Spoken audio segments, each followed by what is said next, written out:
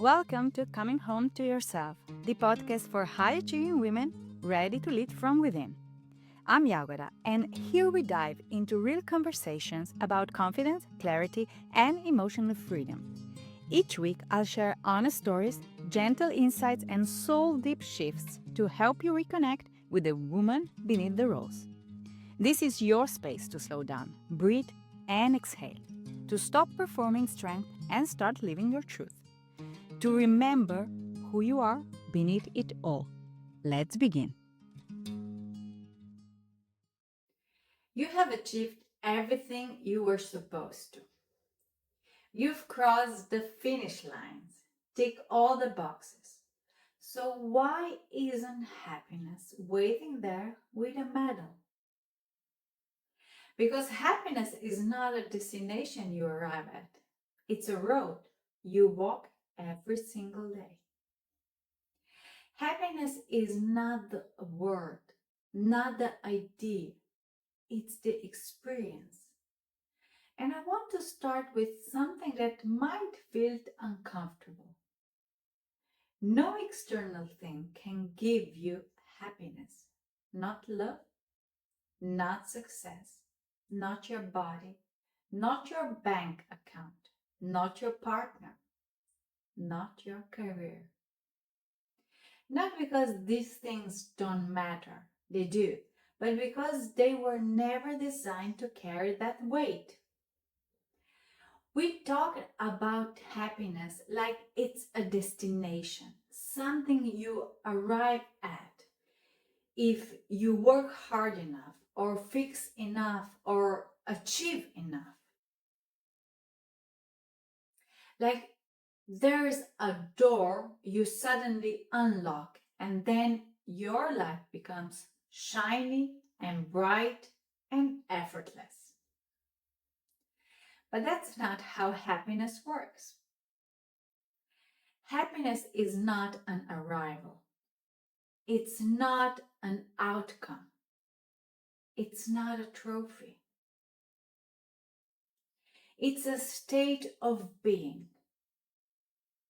a quality of presence, a relationship with yourself, a returning, not reaching. But what most people believe is that happiness is something you accumulate, something you reach. And that keeps brilliant women running on empty treadmill for decades. I want to ask you directly, what is the one big external goal you're chasing right now that you truly believe will finally make you happy? And what if I told you that feeling is already available to you right now? That big external goal will not bring it. Maybe it will bring momental satisfaction, but not happiness that lasts. So why do we get this wrong? The reason is very simple. Because the moment you attach happiness to a condition, I'll be happy when, you step out of the present moment and into a state of lack. And lack cannot create happiness. It only creates striving.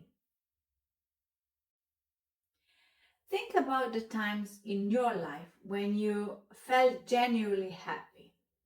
Not excited or celebrated. I meant quiet and at peace. You were present, not performing, not proving, not trying to become. Presence is where happiness lives. And this is exactly what the inner wisdom points to. Because when your thinking is loud, like full of judgment, comparison, or need to do more, happiness feels far away. You're creating the feeling of unhappiness with the speed and volume of your thinking. But when you're thinking quiet, happiness feels obvious. Happiness is what returns when your mind settles. If this is landing for you, hit that subscribe button so we can keep having these conversations together.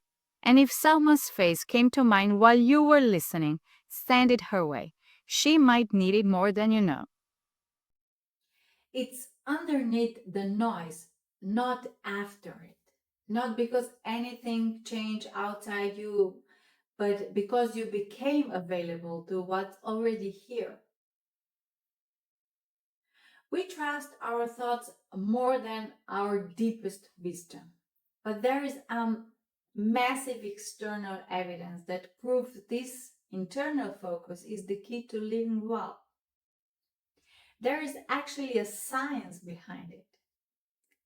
The longest study ever done on human well being tracked hundreds of people for over 80 years to find out what makes a good life.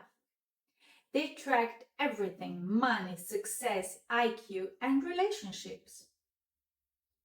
And the stunning conclusion is this: the strongest and most reliable predictor of long term health, happiness, and life satisfaction is not success, not money, and not genetics. It is the quality of your closest relationships. Loneliness is actually as damaging to your body as smoking 15 cigarettes a day. And loneliness increases the stress and inflammation. Connection is the medicine. We are exhausted because we are chasing money, success, and status, which fade, while ignoring connection, warmth, and belonging, which predicts longevity. So you don't need bigger goals. You need deeper roots. Happiness begins when you stop postponing yourself, when you stop outsourcing your peace, when you stop believing it's somewhere outside your current moment. This is your moment of gentle truth. You don't need a better life to feel happy. You need a quieter mind to feel your life. So, how do you shift from striving to being? First, rest is restoration. You've been conditioned to believe happiness must be earned through productivity, but happiness doesn't wait at the finish line. It's available in the small moments you stop rushing past. The warm morning light, a slow walk without your phone, the calm that comes when your thoughts finally slow. Second thing is to track presence, not progress. So stop listing tasks you completed and start noticing, what did I do today that made me feel alive? What felt forced? Because this is the only metric that matters. And the third thing is investing in your warmth. Make small, consistent relational investments. A text, a shared cup of coffee, a quiet check-in. This is the compound interest of emotional health. Happiness grows where presence is. Happiness grows where self-worth is. Happiness grows where you stop abandoning yourself. Happiness grows where you choose being over doing. And happiness will meet you where you are because it's been waiting behind your thoughts, not behind your achievements. So if you're listening and wondering where to start small. Start here and now. Start with one breath you actually notice, one boundary, one slow moment, one step back from the endless chase.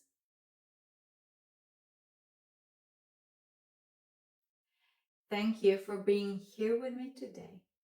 And until the next time, come home to the moment you're in. Thanks for listening to Coming Home to Yourself.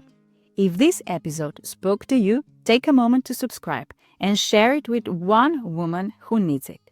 And if you're ready to go deeper, come find me on Instagram or Facebook, because this isn't just a podcast, it's a return to your body, to your breath, to your heart, to your own voice.